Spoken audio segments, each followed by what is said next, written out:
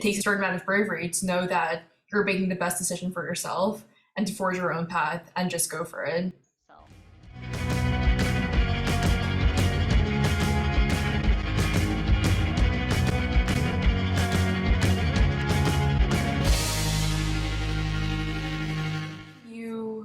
I was a troublemaker when I was 7 years old, living in Long Island in a condo with my family, and the building's board, didn't allow pets. And I had a dog named Popular, and she was this cute Maltese white teacup dog with, I always put bows in her hair. And, we had a really small dog who should have been easy to hide, but we got caught. And some of our other neighbors had dogs, and their dogs were much bigger than ours. Like, they were huskies, German shepherds. And well, 7-year-old me decided that it was unfair that we had to give up our dog.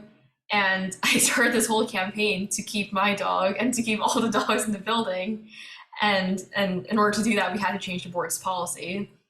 So I remember that it was really hard to convince both my parents and my neighbors that we got to do something about this.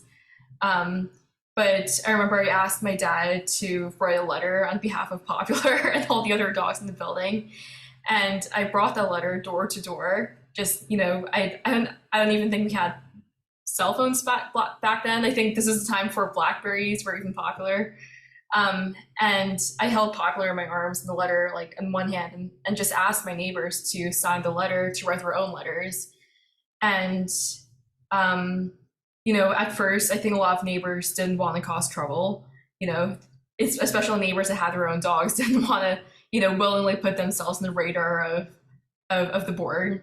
But I think that, somehow this caught on. I think it was because I started telling people about like my dog's quirks, and I started telling them about how like our dogs used to play, our dogs would play together really well. And I think that people just felt like this could happen to anyone, like anyone could be asked to give up their dog. And well, after about a year, so people started writing their letters, they started adding all their degrees like MBA, like JD, like all those fancy degrees. And after about a year, the board actually changed their policy, and and I got to keep my dog, and we got to keep all the dogs in the building. And so I think that's when I knew that I was a troublemaker.